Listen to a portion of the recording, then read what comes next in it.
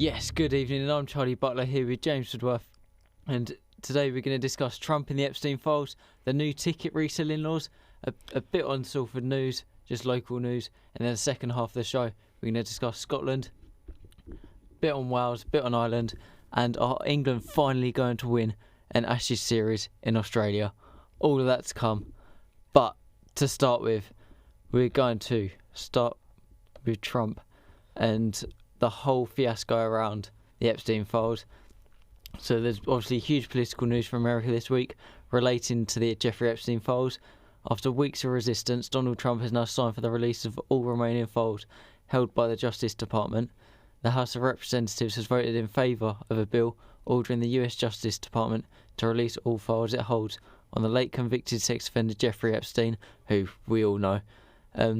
It then went on to the Senate, where they spent little time to agree the release, and it's now been signed by the president. So just first things first, what are your first views on what are my thoughts? Yeah.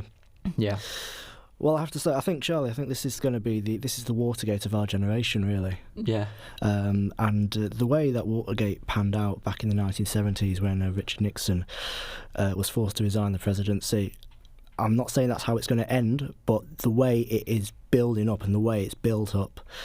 Not because it hasn't just appeared overnight. This is something which the emblems of this have been burning since the beginning of Trump's presidency back in 2017, and it's just built and built and built and built. And I'll say, I think the damage potentially could be colossal.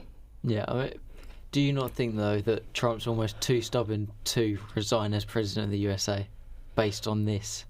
I think personally, if he does go before the end of his term, I don't think he will, but if he does, he'll be dragged out kicking and screaming.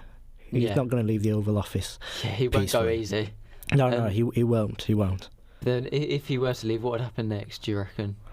Well, I think it would have to be a time of open heart surgery for US politics, and not just US politics. Sadly, it's huge. It's huge. It's hard. There's so much. I've been looking at this for a while now, and I covered for. I wrote an article on Utter News a couple of weeks ago. A letter that was sent by the House of Representatives to Andrew Mountbatten Windsor. Mm-hmm. The web of Epstein's links. We're still yet to find where the tentacles end. Really, as I say, it's colossal damage. It's just on a scale. Yeah, I don't think the world's ever seen before. Yeah, it feels like it's lasted forever though. So do you reckon that the full Epstein files will be released, or do you reckon there'll always be something that is hidden from the public? Who knows? It's a rabbit hole. It's the scary thing is it's gone from conspiracy into reality now. Yeah. It's like we're seeing a fantasy being played out. Just how deep this sort of well goes, who knows? Yeah, I mean, quite scary to see. Yeah, so talking about the passing of the bill, there are 427 votes in favour of that, with one representative voting against. I mean, that's a pretty big majority. I mean, considering that is both Republicans and Democrats both voting, I think what the American people want is the truth. I think that's what they expect, and that's what the world expects. Yeah, and we're thankful for people who are in power who want to see right done. Yeah, and so it's an encouraging sign. But what it will mean for the United States and the world is a big. Because I mean, someone in the not long ago, Lord Mandelson, was that who it was? I believe maybe was forced to step down from our government. Yeah, due to his links with Epstein. Confirmed that was Lord Mandelson. Yeah, I mean, this is something which goes beyond the United States, and where the link ends is where the web of connection ends is hard to say. We don't know at this time. I mean, there'll probably be stuff in years and years and years that hasn't come out yet, and there probably will be stuff that never comes out. Yeah, because I mean, absolutely. I wasn't grown up enough to know about any of this. Oh, I don't know even know if I was alive, but now that vote has been made, the Justice Department now has 30 days to release the documents and all the files relating to Epstein, including investigations, prosecutions or custodial matters. Do you think that, well, every day people are going to be looking for it non-stop. And do you think that it's just digging Trump into a hole? Or do you reckon he'll be able to dig himself out of it? I mean, that's such a question. Will he be able to dig himself out of it? Yeah. I mean, I'm going to go back to Watergate. And when that scandal broke, Nixon was a very, very popular president. He was almost not really... He didn't have a sort of Make America Great Again movement around him, but he certainly had a big movement. His foreign policy was very warmly received in the United States. He was seen as tough on crime. He was seen as a president of the people. And that scandal ended with him resigning. And it's just very interesting what we can see. Some very similar... what I will say, there are similarities.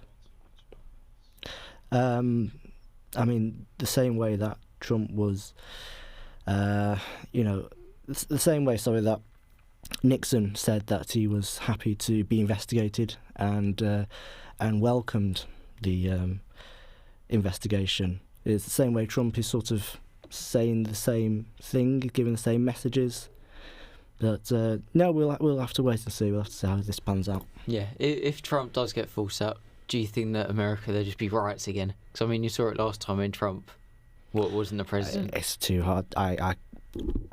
We hope not. Obviously, we hope not. What we hope is that law and justice will prevail. But we'll just have to wait and see. A very, very interesting, intense time. Yeah. And then going on to... So in a social media post, in a Truth Social post even,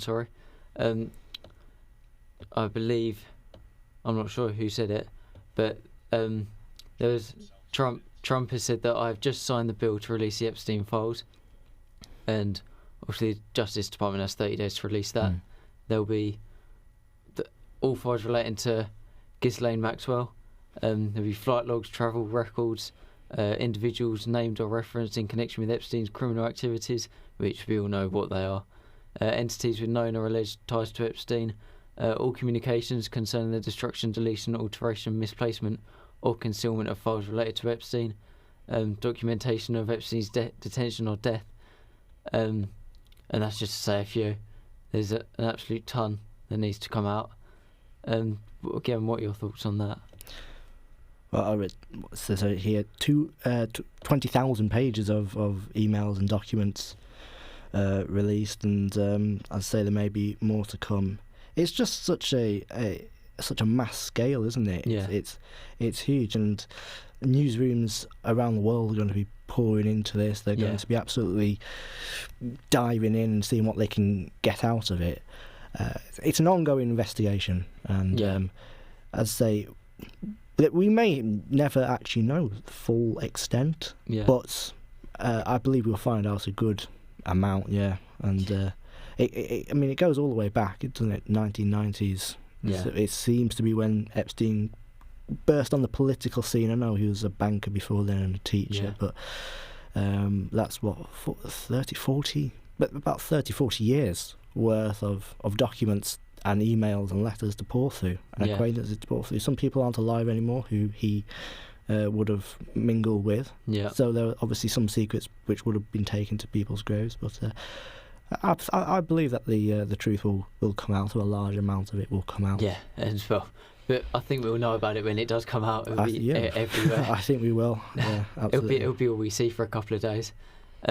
Talked about those emails though. The emails show that Epstein and his associates tracked Donald Trump's air travel, noting when they were using the same airports. Emails show Epstein making highly critical and disparaging comments about Trump to associates, reportedly calling him borderline insane.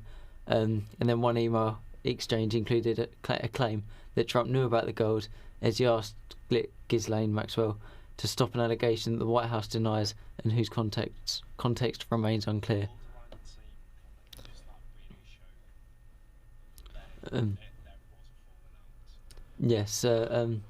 That talking specifically about the borderline insane comment, do you think that it shows that there really was a falling out, or? Yeah, I mean, Trump said himself that they fell out over a property deal. I believe that's correct, wasn't it? It was over a property, a bidding war that they had. I mean, there's there's a quote, you know, a proverb, a saying, "No honor amongst thieves," you know, you know. So just put that out there. Look, I think it's highly probable that they did have a big fallout, and Trump didn't tell the truth of it. But one thing I would like to say about this is that it's important not to forget that this isn't it's a political scandal. It's a big political scandal, but it's also a very human scandal as well. Yeah, there were genuine victims in this. There were, you know, we don't have to get into it all because we, you know, but very, very vulnerable people, girls mostly, were injured and hurt in the fallout of this. So it's obviously it's highly fascinating to pore over. I think it's important to remember the deep human cost, which is why it's so important for the truth to come out, for the victim's sake and for transparency's sake, because the fact that this was going on, you know, for so many years. It's sickening to think about. It really is sickening to think about in a highly advanced and civilized country like the United States and in other parts of the world. It's deeply concerning. So on that note, we hope the truth comes out and that the political scandal doesn't take away from the victims. Yeah. I mean, you said it perfectly there. This all coming out is about the victims and not about. It's not. Of course, Trump's the centre of it, but it's not about Trump. It's about the victims. It is, That's why we want transparency. That's why we want the truth. Yeah. Ultimately. Yeah, and then the last tiny little part on that was Trump said in his social media about how Republicans should vote to release the Epstein files because we had nothing to hide. Just quickly, do you think that was just a massive political or a bit of a game? Bit of smoke screen, just so that you almost gain the upper ground on that? Yeah, I do. It seems like I don't want to be like judgy or anything, but it sounds like a Trump sort of thing. He seems smart enough to do that sort of thing. Well, I think you know, I think politics it's theatre. You know, it's a stage play, and Donald Trump knows how to work the room better than I think most. Yeah. I'll say this. This might be a controversial thing to say, but he is, I think, one of the greatest political minds of our generation. Not as a man, or not because of his policies, but because of the way he knows how to work a nation. Yeah. And the world to an extent. There's even been people who I knew at the beginning of his presidency who almost came around to him not too long ago. Yeah, he's a very, very talented. Yeah. He's a mastermind at psychology. Yeah, he's a clever man. Should we move on to Salford news? Yeah, absolutely. Should we go to more of the local stuff? Well, even though I don't live near here, but I'm at uni, I do. Salford City Council is continuing its aggressive crackdown on the illegal use of disabled blue badges, with the latest figures revealing the scale of the problem.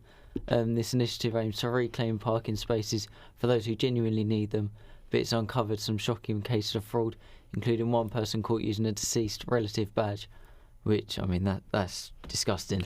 I think it just goes to show the length that people will go to just to cut corners slightly. Yeah, just to find a parking spot. How far is a disabled space from an open space, if that makes sense? You know, and if you're able-bodied and able to make the 2 meters walk, it's disgusting. It really is. Yeah, I mean, is there sometimes scenarios where people drive, but you could just walk it? Well, I'm thinking of, do you know when you go to Tesco, for example? Yeah. And the disabled bays are right by the door. Yeah. Literally across the road, maybe about a couple of feet away, is the open parking bays. You know, it will take you 1 minute, half a minute to walk across. Yeah. You know. Yeah. So I mean, it's fairly lazy. The council's enforcement campaign, it began a year ago, and is continuing to tackle the misuse of blue badges across Salford. And since the crackdown started, the council's opened more than 120 investigations into badge misuse, which, I mean, it probably doesn't sound a lot, but it's quite a significant amount. Recent reports have highlighted a particular egregious case where a man was caught using his deceased mother's blue badge to park illegally, which I don't need to say a lot about that. And the council is successfully prosecuting offenders, with one recent case resulting in a fine and a criminal record for the defendant. Do you obviously? Well, I can see the quote from the councillor, Jim Camel here. He says it's incredibly selfish and unacceptable to fraudulently use a badge. These are his words. The space are reserved to those with general mobility issues, and this crackdown ensures they can be used properly. And then, I personally fully agree with that. Yeah. That quote was found on Salford Now. Yeah. And then the council, they made the decision to take firm action in November 2024 after public and internal pressure to address the frequent abuse of the system. And common types of misuse include using a badge that's expired, using a badge when the badge holder is not present, or using a badge that belongs to a deceased person, as we saw with the example earlier. How do you think they can really tackle down on it? Do you think having like a traffic warden in parking spots, parking spaces? I mean, that sounds like a good idea. I think they should. But personally, I think the council should probably carry on doing what they're doing. It sounds like they've really sort of taken this seriously, and it is not. And I think it's important to point out it's not like a civil case. It's actually criminal. You know, it's a criminal offence. So it's. So I think the council should carry on doing what they're doing, and if that means putting out extra people on the streets or in car parks to sort of police the use of disabled spaces and making sure that they're being used by people who need them, then I fully agree with that. And it'd be interesting to find out if this is something which is endemic around the country. It'd be interesting to do more research and find out just how the scale of sort of the misuse of disabled parking spaces goes. Yeah. Do you think the punishment of fines and criminal records is enough?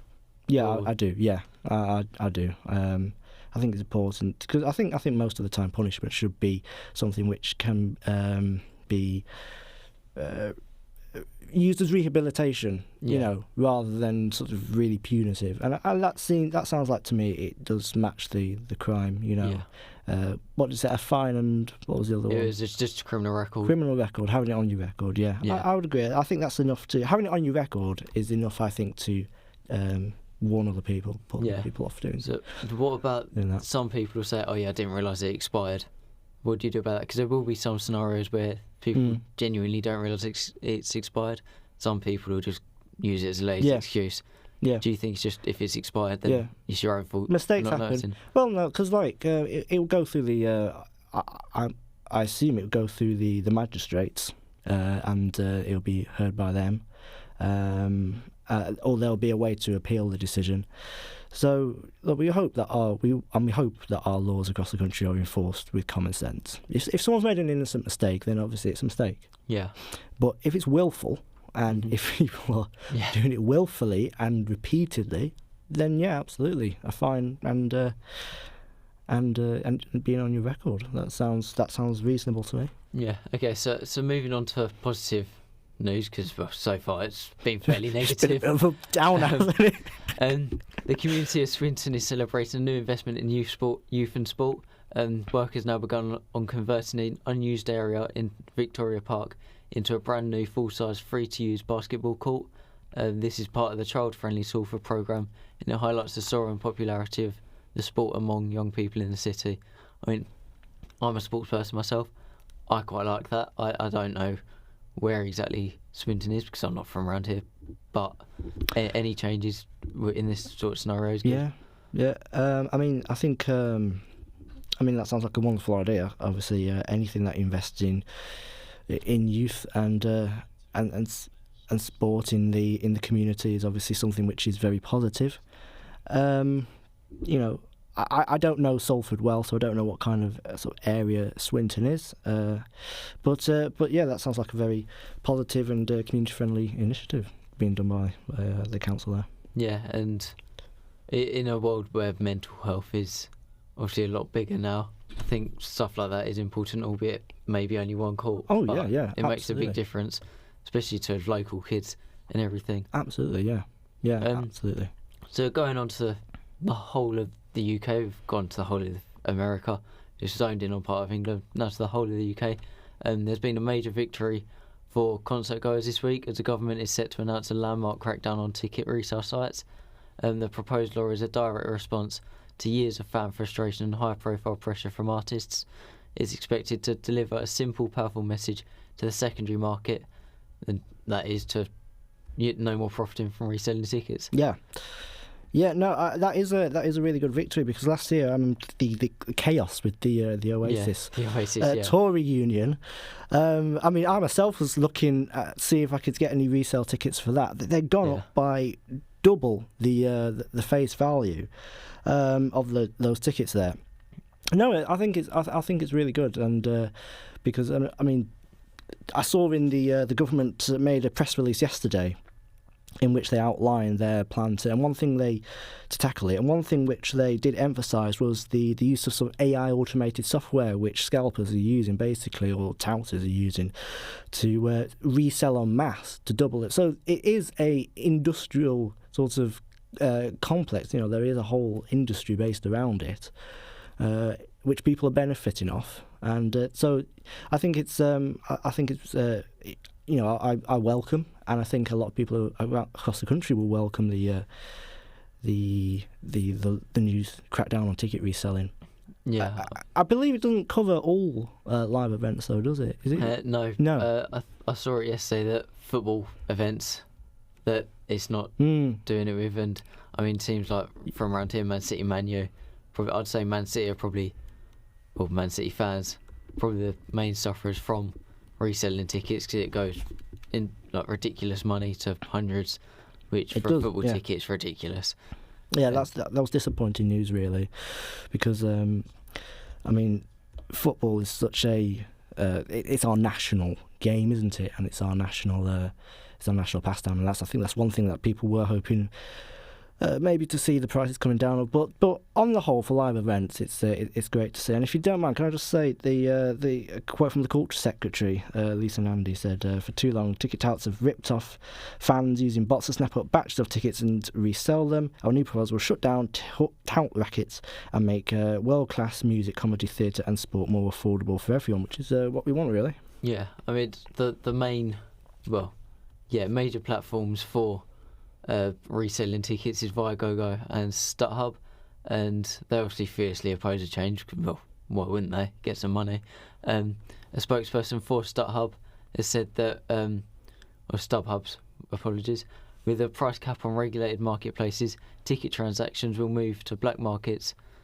And I think there is one more that I can't think of at the top of my head, but likes of Oasis and stuff, it's mental. It's like examples of recent markups include tickets for concerts being listed on secondary sites for over £4,000, despite having a face value under £100, which is crazy. And because the concerts are that big, like Oasis, people are willing to pay that money because it's for them maybe a one-time opportunity. Yeah, I think it's important as well that artists have actually backed this the new rules coming in by the government, or the plans that they've outlined. Dua Lipa, Radiohead, Coldplay, just to name a few. Yeah. And Ticketmaster as well have actually publicly supported. Yeah, that's the one that I was thinking of. Yeah, Ticketmaster have come out and supported it, which is interesting because they actually got a lot of the backlash from the Oasis controversy last year due to their dynamic pricing system, which resold it quite heavily. So it's, interesting to see, and interesting to see the collaboration of people that have come together to support the government on that. Yeah, and using the website wasn't too easy. There's another example where Viagogo and StubHub are listing tickets for Radiohead's Saturday show in London from around £400 for seating and over £700 for standing, which is crazy. Can I just say, it's important to mention as well, dynamic pricing is different to ticket touting. Ticket touting, I'll read the definition of that. It involves a large number of tickets for popular events using automated bots and then immediately reselling them at highly inflated prices on secondary ticketing websites. The dynamic pricing was a different feature on the Ticketmaster's website, which was used for that. So they are slightly different, but it's on the whole, though, it's good to see this sort of that people should be able to are going to be able to go to live events and resell on, buy second-hand tickets if they need to, if they couldn't get the first round, and be able to go and not be, priced out of things that they enjoy, and be able to join in on cultural and historic moments, potentially. Yeah, especially in a society where the prices are going up anyway. Yeah, indeed, yeah. I mean, Indeed. I'm going to go back to football, but seeing it with football, you're seeing ticket prices at Old Trafford that it's like minimum 50 quid. And with some of the tickets going on websites like Viagogo, it makes it a hell of a lot harder for people to buy the tickets. And I don't want to go too much into my opinion, but surely their target audience isn't just general people that want a ticket. Because I mean, there's another example where, for the Radiohead Saturday show, the official price was £85 for standing and between £75 and £195 for seating, and they've multiplied it by 5 times more. I mean, that's the general public won't be able to afford that, will they? Yeah, absolutely, yeah. There's a coalition of over 40 major artists, including Dua Lipa, Coldplay, Sam Fender, consumer groups, and the Football Supporters Association sent an open letter last week urging the government to fulfil a manifesto pledge to cap resale tickets. And, well, that seems like the right sort of thing to do, doesn't it? Yeah, and I think with what you mentioned there, with it's the same with football, but it's also the same with artists as well. I think the ethical problem is, obviously, it's exploiting people's loyalty, isn't it? Yeah. It's exploiting people's loyalty, knowing that there are some people who will pay for some of those prices when they really shouldn't have to. The band isn't setting those prices at that level, and so I think that's where the ethical, for me, the ethical dilemma of ticket touting is, of making a profit out of people's loyalty. Yeah, I mean, you've seen in football there's been a campaign called literally Stop Exploiting Loyalty, and, talking about football, should we move on to the heroics of Scotland? Yeah, let's do that. Let's go. The news you need, the sports you love. This is Otter Radio. So yes, in this second half of the show, we're going to kick on to the sports stuff. But first, we're going to talk about Scotland, as on Tuesday night, they qualified for the World Cup in America for the first time since 1998, after 3 spectacular goals. Saw them beat Denmark by 4-2. If Scotland hadn't won yesterday, they could have still qualified for the World Cup, but it would have meant going through the playoffs, which we've seen Wales and Ireland, they've not got easy draws. But they did go on to win, which means Denmark are in the playoffs and the Titan Army could go mad. And some of the videos I've seen, it's impressive. Did you see the game? Have you seen highlights of it or anything? Yeah, I saw the highlights. The main one, which everyone saw, I think, would be Kenny McLean's goal from the halfway line. Yeah, last minute. I mean, what a strike, and the audacity to go from there as well. Yeah. But last minute of the game, and it wrapped up what had been a quite spectacular game of football, and it wrapped up what had been a really fantastic campaign for Scotland. For qualifying for the World Cup. Yeah, I mean, in the group, they won 4 of their 6 games, they drew 1, and they only lost 1. And, well, that loss was against Greece, where it wasn't fantastic. And this is Scotland. You know, for many, many years, Scotland really haven't been, I know... Wales had their day, if you like, in the mid 2010s. So now Scotland are in theirs for the first 1998. 1998 was the last World Cup they qualified, and even in that World Cup they exited in the group stage under Craig Brown, their manager. They lost to Brazil and Morocco and drew Norway, so they've not really had much joy in competitions. Well, in general, like the Euros, apart from their 0-0 win against England. But they don't have much joy. If you see the players that are actually on the pitch that play for Scotland now, have you seen I mean, do you remember what was your main FIFA that you used to play? Ooh, I remember playing. I had a little DS, so I played them in 2011. 2011. Yeah. I remember when there was players like Lee Griffiths. Lee Griffiths. Griffiths. Yeah, Griffiths. McKay. Yeah. I mean, you probably wouldn't even remember. These are just some names that you see McKay, playing I don't remember. for Scotland. I think he was a Hearts player, And then, but you see the quality that they have now: Scott McTominay, Lawrence Shankland, Kieran Tierney, even players Andy like, Robertson, John McGinn. The players that they have on the pitch, they're really good quality. Tanks out there. Yeah, even Craig Gordon in goal. He's 42, but he still can do a job. He's a good keeper. Yeah, albeit he's not starting for Hearts, but he's still a good keeper. I think all they need for me would be to polish them off. Would be Lawrence Shankland is a good striker, but a world class, or a Premier League level at least striker. Because they've got the midfield and they've got the defence. I think they're not going to disgrace themselves at the World Cup. I don't think they'll do well. They'll do okay. It depends on the group who they get, I reckon. I think they'll be able to hold their own. Yeah, I mean their fans will certainly impress. Did you see after the game Andy Robertson's interview? Seemed quite emotional. He said, "I've hit it well, but today I've been in bits. I know the age I'm at. This could be my last chance to go to the World Cup."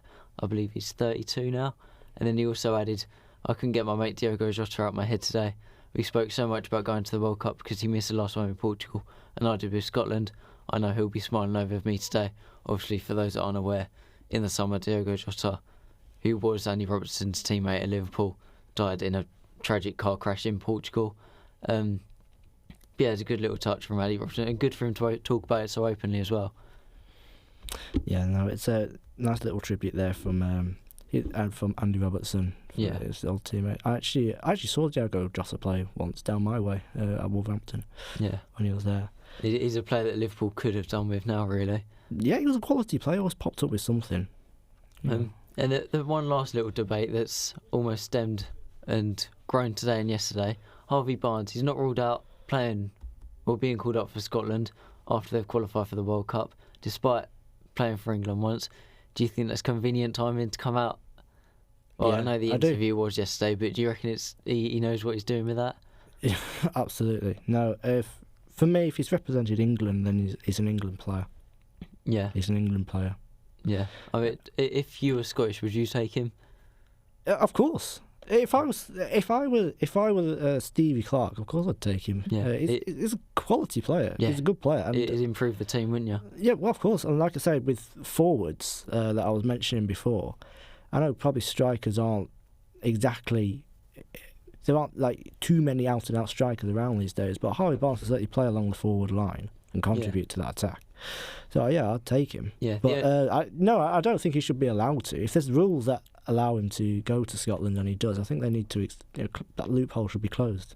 Yeah. If that does end up happening, if it does. Yeah, the only other debate that's almost stemmed from that is, imagine being one of the players that's been with Scotland the whole time and qualified them for the World Cup, and then Harvey Barnes comes in, yep, World Cup, I'm in, see you later. And that would flip it round as well. Yeah. Take Ollie Watkins, for example, who missed out on the last England squad. He's going to have to fight his way back in. Yeah, he doesn't have the choice of being able to represent another country. So yeah, Harvey Barnes should do the same thing. Fight for the shirt, prove that you belong. I mean, he's got the March international break could be quite good for Harvey Barnes. He could come in, see Clarke go, yeah, he's played really well, and just embedding him like that. And see Scott McTominay's goal as well, the overhead kick, just 3 minutes in, and it seemed like he was in the air forever. It's like all the gods of football just rained down and smiled down at Scotland the other night. And they didn't even play that well. But talked about heroics. Harry Wilson scored a hat-trick for Wales against North Macedonia. And I'll be honest, that result surprised me. I said on my show Tuesday morning, I thought it would be a close game. Wales just wiped the floor with them. And prior to that game, in the whole of the group stages, North Macedonia had only conceded 3 goals. And then Harry Wilson put 3 past him himself. And then after the game, Craig Bellamy said that the performance was as close to the perfect performance as I've seen. It was incredible. And now Wales, obviously the playoff draw was today. Wales will face Bosnia and Herzegovina in the playoffs, and should they win, they'll face either Italy or Northern Ireland. But it seems like a tough draw because you'd expect them to play Italy, but it would be in Wales. I think one thing I'll say is Harry Wilson was always my go-to player on Dream League Soccer when I used to play it back in the day. You know, always a quick try to get Harry Wilson in the team. No, he's a good player. He's been a good player for Fulham as well. He didn't quite make it at Liverpool, did he? He was at Liverpool. That's where he started his career, wasn't it? I believe it was. Yeah, it sounds about right. Yeah, and then he's ended up at Fulham, but he's a good player. Wilson. I do like him. Do you reckon that Wales will beat Bosnia and Herzegovina? Because Wales have played against them 4 times and they've not won. Sorry, they've drawn 2, lost 2. Yeah, I don't really know, to be honest. I don't know much about Bosnia, to be fair. But when you've put 7 past a team, confidence will be high, you know. So, and confidence can do funny things. It can make and break. A team of good players with no confidence can't get anywhere. A team of average players with high confidence can work wonders. So we'll see. We'll have to see. But it should be very interesting. Yeah, if they can make it. I think this applies for a couple of the teams in the playoffs.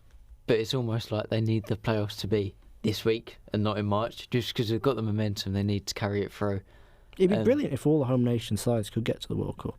Yeah, I don't think that's possible because it will be Wales or Northern Ireland. They're in the same draw. Oh well, yeah, so of course, one of them would miss out. Yeah, of course, or maybe both of them if Italy, if possible, just finally show up. But to have, if we could have 3 out of 4 of the home nations in the World Cup, it would be good. That would be interesting. Yeah. Yeah, I mean, just a quick mention to Craig Bellamy.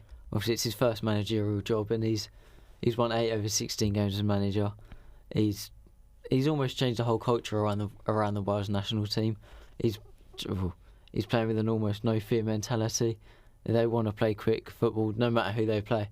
I mean, you saw it against England, albeit that defensively they were quite poor. But they're going into every game wanting to win it, which, I mean, it's only a positive, isn't it? Yeah, and there was always going to be that question of how Wales were going to do after the retirement of a certain someone. Yeah, you know, and if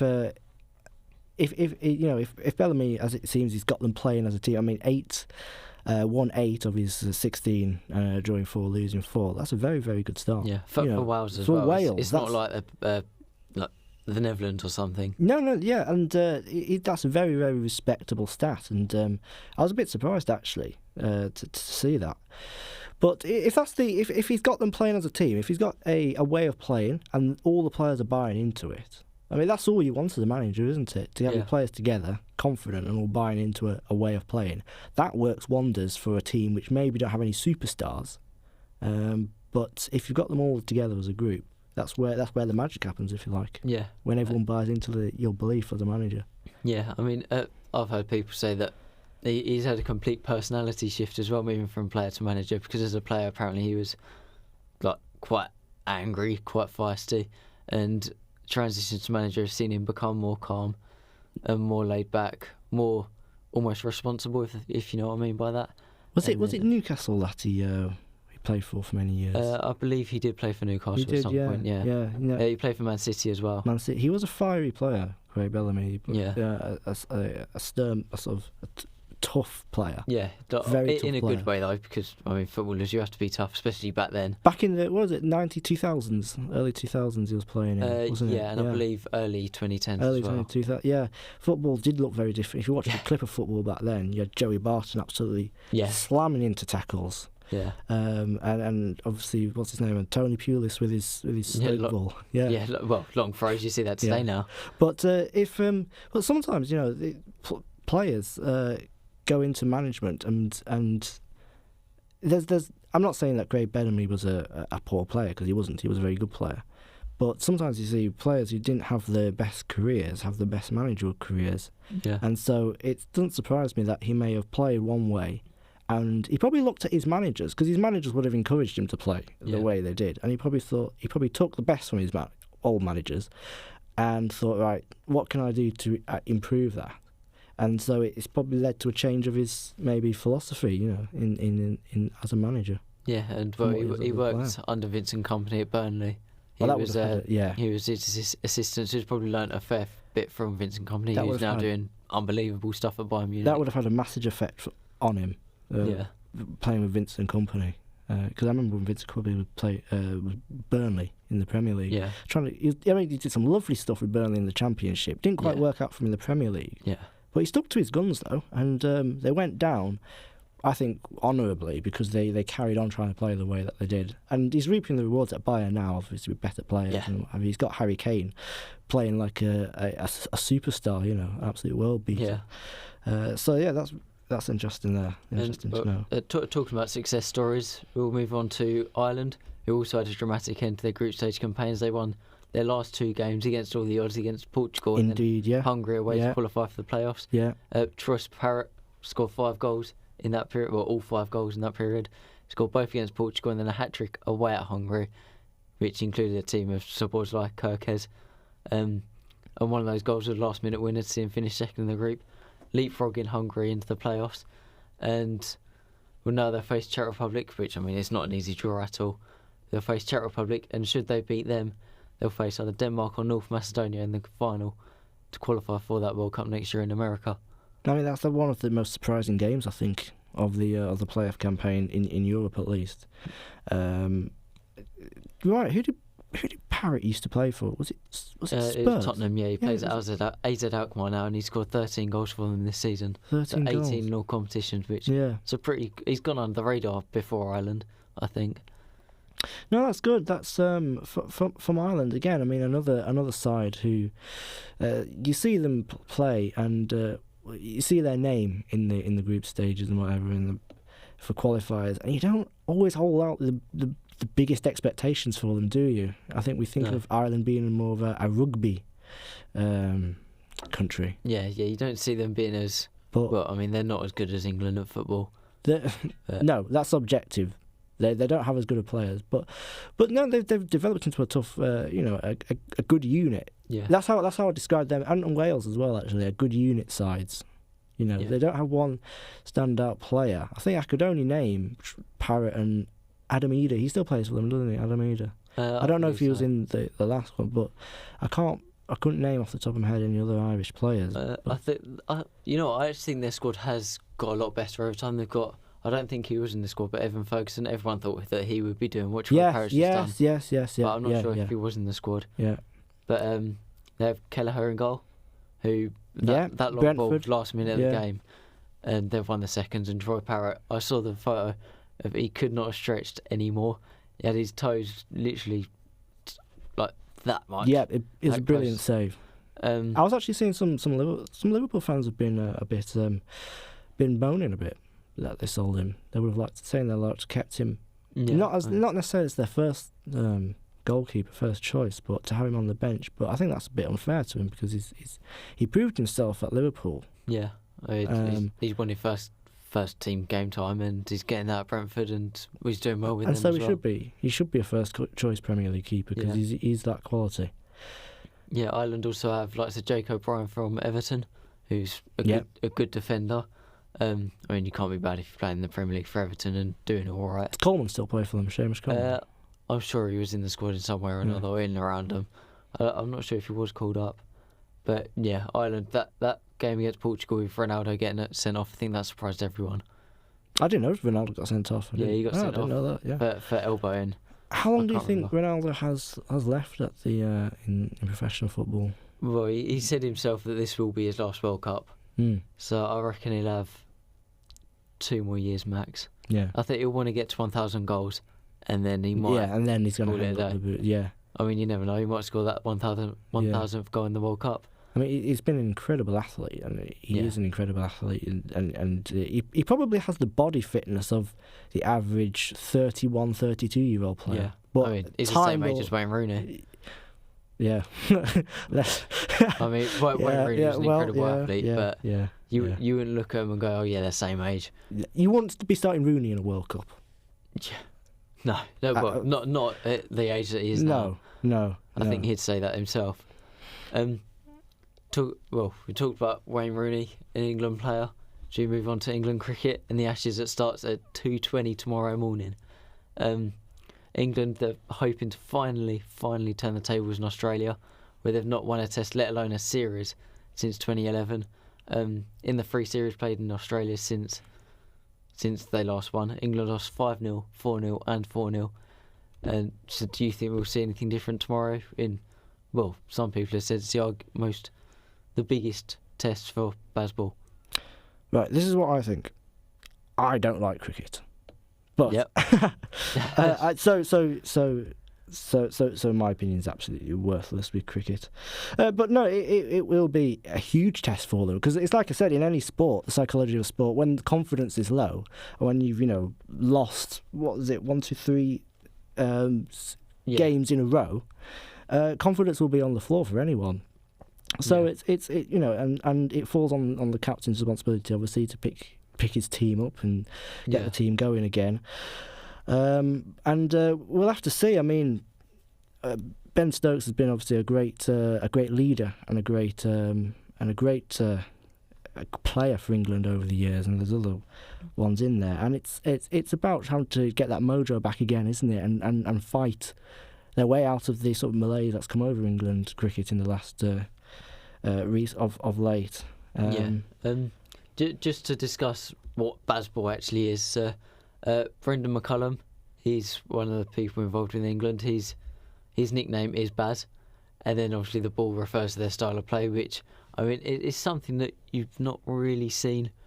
Well, I mean, you do see it in cricket, but I think that the frequency and the actual it being called England's style of play is what makes it so special. Obviously the style focuses on being aggressive, being positive with the bat, which often you don't see with Test cricket, because in Test cricket, teams like Australia, they'll take it a little bit slower, play it a little bit safer, whereas if Ben Stokes' team there, they almost play like it's an ODI. Almost. Obviously they don't go full blown, but you do see their run rates a lot higher than other teams. And here's a fun little stat: Bazball was actually added to the Collins Dictionary in November 2023. Which, I mean... Oh, right. So it's actually an actual word then. Yeah. I guess so. England, despite the recent lows in Australia, hopes do seem somewhat higher this time.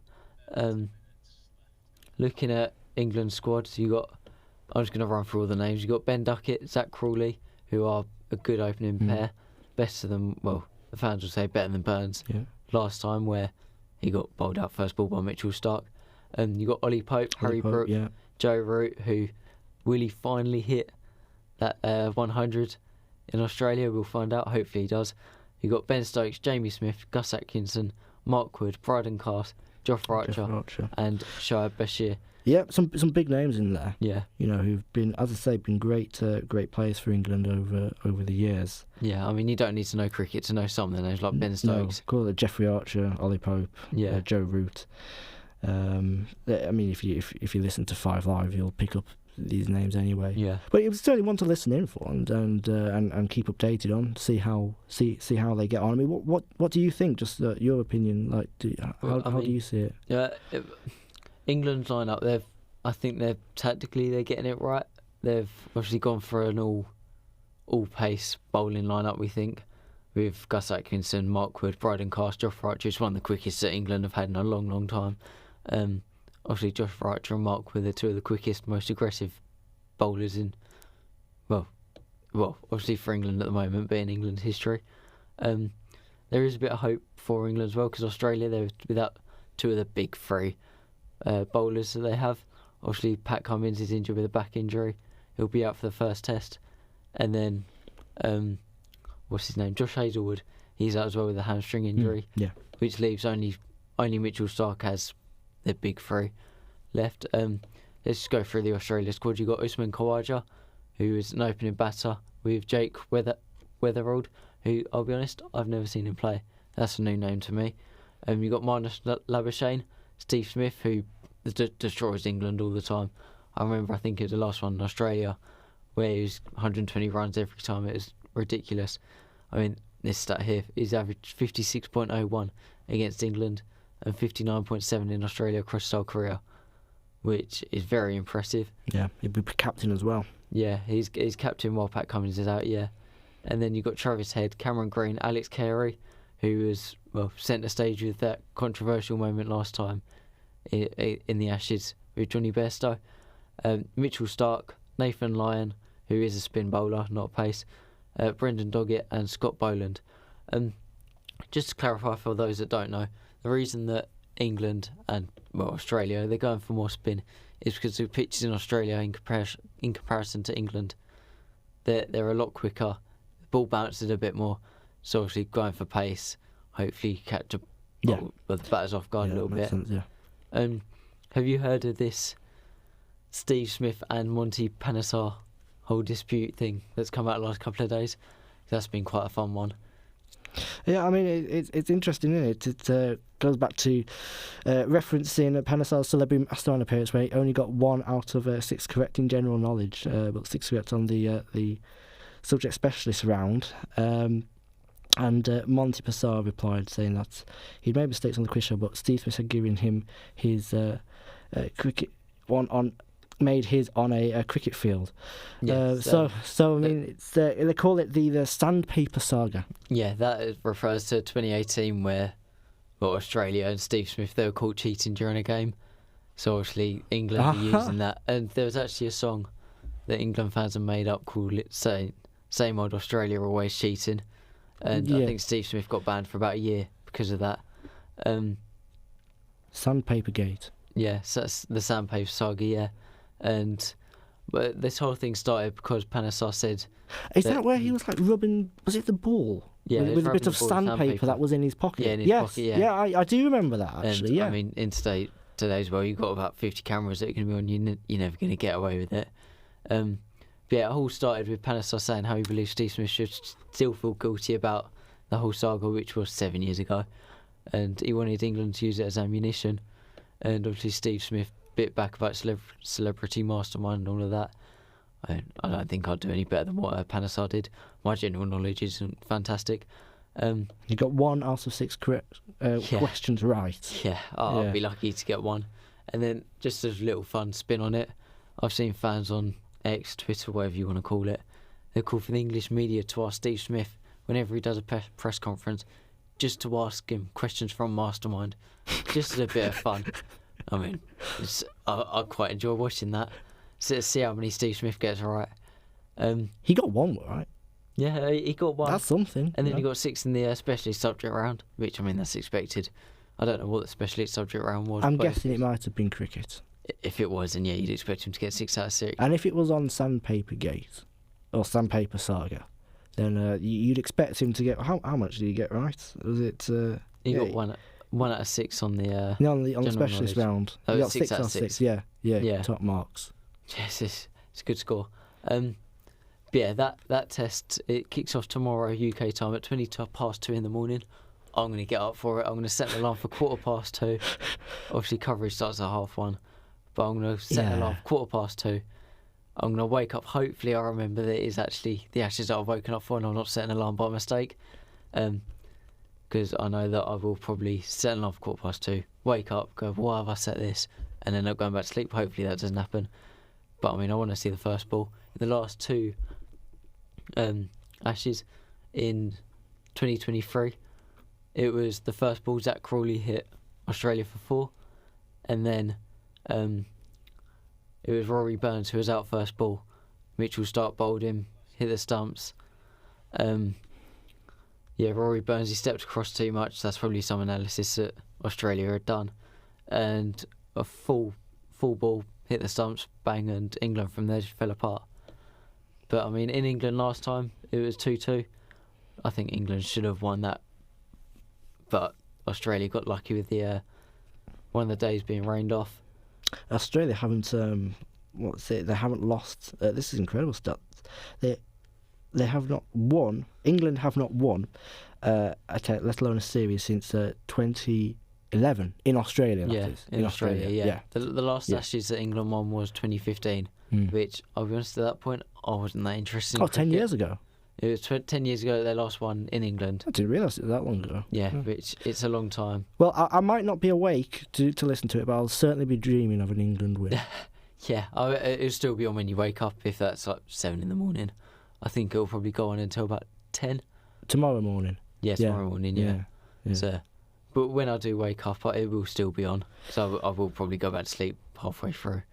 But I'm not that committed to it. The commentators have such ASMR voices when commentating cricket. It's a very nice thing to relax to, listen to. Yeah, I fall mean asleep to.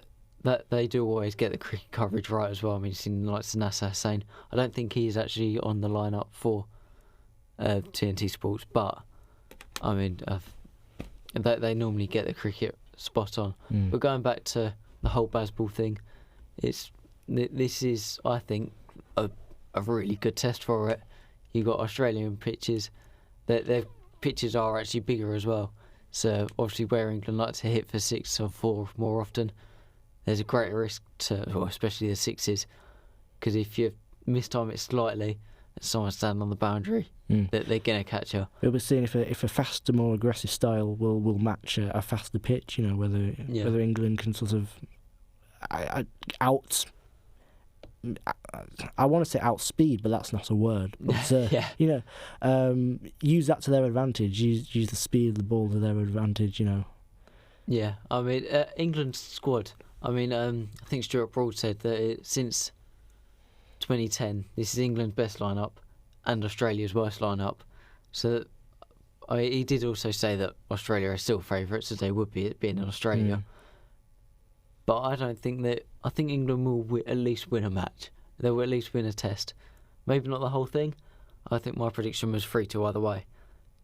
But I think there will be positive signs this time. Let's hope so. Let's hope that just a few days apart, England, it can be a clean streak, if you like, for England men's national team and England cricket. You know. Yeah. I mean, I think the pitch does suit like to Zach Crawley, but the one I'm looking out for is Joe Root. He needs to finally hit that 100 in Australia, and then obviously Ben Stokes as well. He needs to stay fit. We can't have him getting injured because he's like the rock in the middle of that team. Yeah. To finally make himself, he's already an England legend, but to consolidate his standing as an England legend for Joe Root. Yeah, so to wrap up, we've discussed Trump, ticketing resales, Scotland, England, the Ashes. Hopefully England can finally win. I'm Charlie, I was with James, and that was us, a news and sports show on this Thursday evening.